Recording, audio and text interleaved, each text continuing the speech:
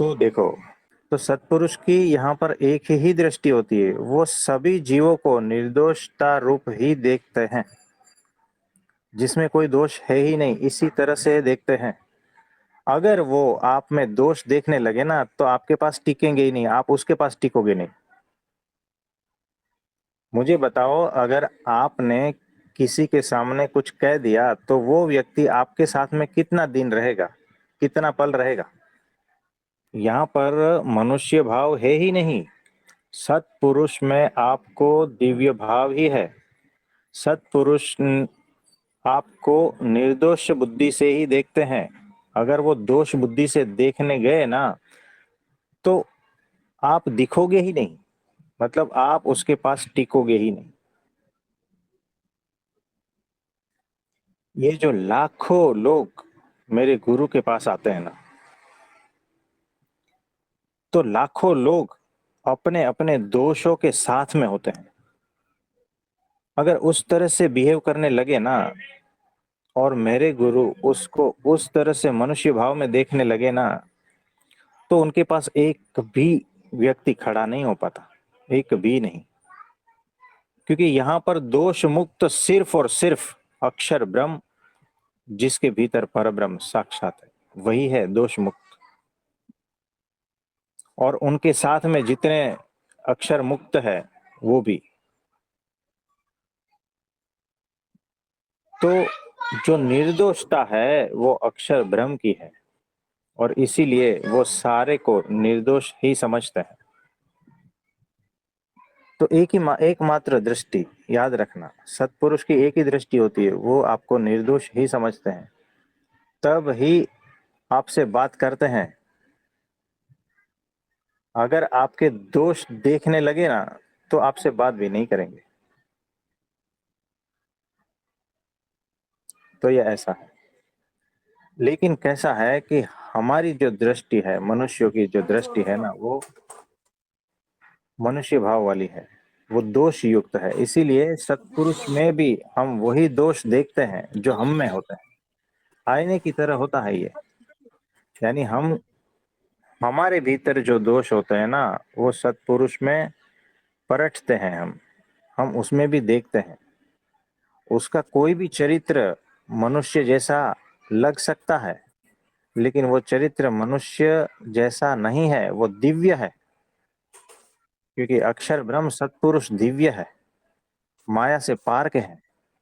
और जब माया से पार का तत्व जब माया में मनुष्य रूप धारण करता है ना, तब मनुष्य जैसा ही चरित्र करता है, लेकिन उसमें हमें दोष दिखने लगते हैं। वो हमारे दोष होते हैं, उनके नहीं होते। वो तो सदा से दिव्य ही है। और अगर हमने ये गलती कर दी ना, तो हम वहां से निकल आएंगे, और हमारा जो कल्याण है फिर इस पृथ्वी पर और कोई जगह पे नहीं है।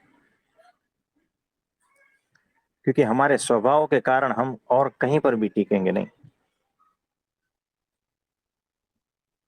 तो ऐसा है।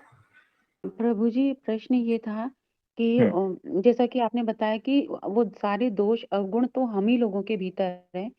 सत्पुरुष तो सदा निर्दोष ही हैं। हाँ। तो प्रभु जी, हमारे भीतर अब ये दोष अवगुण स्वभाव तो पड़ा ही हुआ है, हाँ। परंतु और सत्पुरुष इसे निकाल भी रहे हैं, बड़ी कृपा है हाँ। उनकी। परंतु प्रभु जी, हाँ। हम कैसे सत्पुरुष को भी निर्दोष भाव से देख पाएं, और हमारी भी कैसे सत्पुरुष की तरह निर्दोष दृष्टि बने, ताकि हम अब निर्दोष दृष्टि से ही सबको देख पाएं, सत्पुरुष के भाव को पकड़ पाएं एक्चुअली में। ये कैसा है कि वो सदा निर्दोष ही है, पहली बात। सदा माया से पार ही है। और वो जब माया में प्रवेश करते हैं, मनुष्य रूप धारण करते हैं, तब वो सारे मनुष्य के जो गुण है, उसके हिसाब से कभी कभी आचरण ये वो सब कुछ करते हैं। इसमें सिर्फ आपका नहीं, अनंत जीवों का कल्याण होता है। वो मनुष्य चरित्र इसीलिए करते हैं कि वो आपके लिए नहीं होता है, वो किसी और के लिए होता है। उसका वहां से कुछ निकालना रहता है।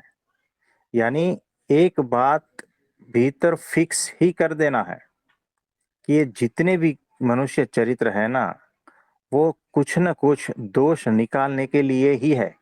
मेरा नहीं तो और किसी का, और किसी का नहीं तो और किसी का। यानी अनंत जीवों का दोष निकालने के लिए वो दोष युक्त आचरण भी करते हैं। लेकिन है तो वो सदा से माया से पार, और वो निर्दोष ही है। यानी उसमें कोई दोष है ही नहीं। ये पहली बात दिमाग में फिट कर लेनी है। अगर इतनी बात फिट नहीं हुई तो फिर आप सत्पुरुष के पास टिकोगे ही नहीं। यह ऐसा है। अगर कृष्ण भगवान आज के जमाने में अगर होते तो मीडिया वाले उसको पूरी तरह से ये कर देते। आप समझे? तो कृष्ण भगवान का लाभ सिर्फ उन्होंने ही लिया है। उन उन लोगों को ही मिला है जो उनको दिव्य समझते थे। तो जो दिव्य समझते हैं वो तर गए, जो मनुष्य समझते हैं वो मनुष्य में ही रह गए, दोष में ही रह गए। यानी आईना जो है ना वो हमेशा से निर्दोष ही है। उसमें जो भी कुछ प्रतिबिंब हो रहा है ना वो सारा हमारा ही है। यानी जैसे ही हमारी दृष्टि निर्दोष हो जाएगी, वैसे ही सत्पुरुष जैसे हैं वैसे हमारी समझ में आ जाएंगे। और इसके लिए एक ही बात है कि वो सदा निर्दोष ही है। इस बात को फिट कर देना है विदाउट लॉजिक। सीधे सीधा मान लेना है, सीधे सीधा। क्योंकि आप है ना दोष युक्त हो, आप प्रूव नहीं करोगे निर्दोषता को। निर्दोषता दोष को प्रूव करती है। यानी 5वीं स्टैंडर्ड वाला बच्चा जो है ना वो पीएचडी की डिग्री दे नहीं सकता किसी को, लेकिन पीएचडी वाला जो प्रोफेसर है वो 5वीं स्टैंडर्ड को 5वीं की डिग्री दे सकता है। आप समझे? यानी पृथ्वी पर के किसी भी मनुष्य कभी भी उनको साबित नहीं कर सकते। सत्पुरुष को कभी भी कोई साबित नहीं कर पाता। सत्पुरुष ही खुद साबिती है। सूरज को तुम सूरज साबित नहीं कर सकते। सूरज अपने आप में साबिती ही है। वैसे ही इसीलिए वो कहते हैं कि वो सदा निर्दोष है। तो ये बात माननी ही है, क्योंकि दोष सारे आपके ही है। आप कैसे प्रूव करोगे? तो जैसे ही आपकी दृष्टि निर्दोष हो जाएगी ना, मानने से, ये मानने से होता है, फिर वो सत्पुरुष जैसे हैं वैसे ही दिखाई देंगे, सदा निर्दोष। और ये कैसा है कि भगवान ने कहा है कि सत्पुरुष में अगर दोष देखोगे ना तो वही दोष आपके भीतर अनंत गुने हो जाएंगे। फिर उसको निकालने का कोई उपाय नहीं है। और सत्पुरुष को अगर निर्दोष देखोगे ना तो आपके कितने भी अवगुण है, कितने भी महान महान दोष है, वो सारे के सारे हट जाएंगे और आप परम पवित्र, प्योर, शुद्ध, निर्दोष रूप हो जाओगे। सिर्फ मानने से, ये मानना जो है ना सबसे बड़ी साधना है। तो सत्पुरुष को निर्दोष मानना सबसे बड़ी साधना है। इससे बड़ी साधना इस पृथ्वी पर नहीं है। क्योंकि आप सदा से दोष युक्त ही हो, अनंत जन्मों के इकट्ठे हुए दोष हो। और यह मन जो है ना आपका आपके साथ खेलेगा और सत्पुरुष में आपके जितने दोष है ना वो दिखाएगा। इसीलिए सबसे बड़ी साधना यह है कि सत्पुरुष को निर्दोष देखना। तो हमारे गुरुजी ने कहा था, जो ऐसा कहता है ना कि हमें सदा निर्दोष ही दिखते हैं, वो झूठ बोल रहा है।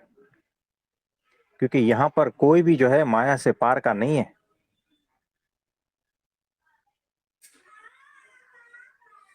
तो ये बात है। तो जो ये कहता है ना कि हमें सत्पुरुष निर्दोष दिखते हैं और उनको कभी भी जो है मनुष्य भाव नहीं आया है, दोष कभी न कभी दिखा ही है,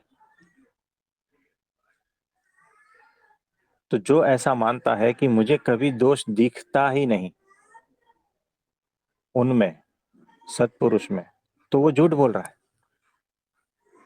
पूरी हाँ, तो कभी न कभी जो है ना सत्पुरुष में मनुष्य भाव आता ही है, सबको आता ही है, क्योंकि सब के सब यहाँ दोष युक्त ही है, सब माया में ही है अनादिकाल से, इसीलिए। और जो कहता है कि मुझे दोष नहीं दिखता, तो वो झूठ बोल रहा है।